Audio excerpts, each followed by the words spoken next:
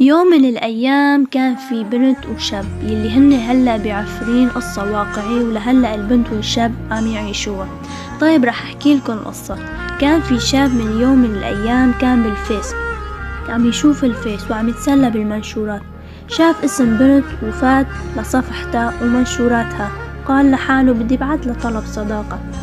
بعت له والبنت وافقت. بعد فترة لما وافقت يوم يومين وثلاثة، الشاب قال بدي أحكي معها.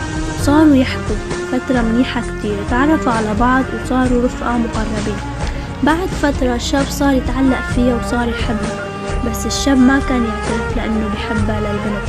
مرت فترة والشاب قال للبنت بدي أحكي لك شغلة. البنت قالت تفضل. الشاب رد عليها وقال انه هو خجلان انه يحكي هالشي. البنت قالت له بس استرجيت تحكي احكي. الشاب حب طيبة قلبها وحنيتها وصدقها.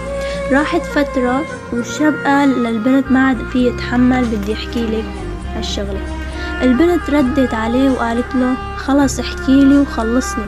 الشاب قال وهو متوتر من ردة فعل للبنت، وقال انه هو بحبها. قال شو عنك انتي؟ ما قدرت البنت ترد عليه، قالت رح فكر. والشاب تعلق فيها كتير لأنه ما لقيت بنت بهالمواصفات. ردت البنت عليه رح حاول إني يكون جنبك. المهم صار يحبوا بعض وصاروا يحكوا مع بعض طول النهار. يوم من الأيام الشاب غلط، هو حاول يجربه عن رقم تاني، ولما البنت عرفت إنه هو اللي عمل هالشي هي قالت لحالها ليش ما بتوثق فيني لحتى عم تعمل هيك. والشاب قال أنا غلطت والله، أنا آسف وسامحيني، أنا غلطت. البنت رفضت كل شي، بس الشاب ما عرف ليش رفضت كل شي، لأنه كانت تحت ضغط كبير وصار معها ضغوطات كتيرة. والشاب غلط، البنت ما سامحته. راح شهر وهن ما عم يحكوا مع بعض. البنت كانت تبكي كل يوم، بس قالت لا ليش لحتى أبكي، خلص هو خانني وما عم يوثق فيني، ليش لحتى أبكي كرماله؟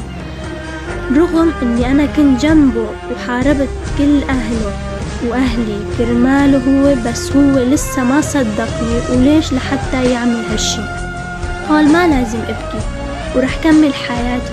بس البنت كانت تتذكره كل يوم وقالت هو اصلا ما عم يفكر فيه، ليش لحتى افكر فيه؟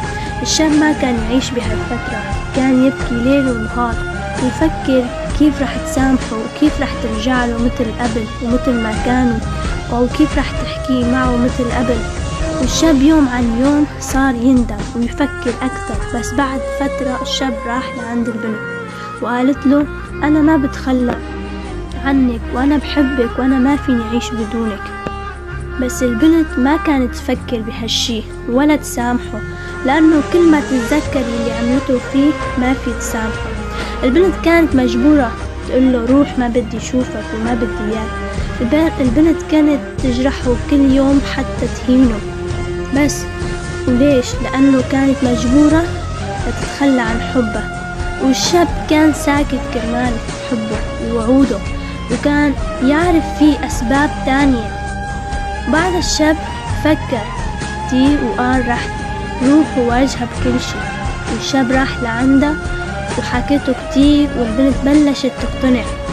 والبنت اقتنعت، بس ضل شي وحيد انه يخلوا كل اهلهم يوافقوا، ولسه ما بنعرف انه البنت والشاب رح يكونوا من نصيب بعض او لا.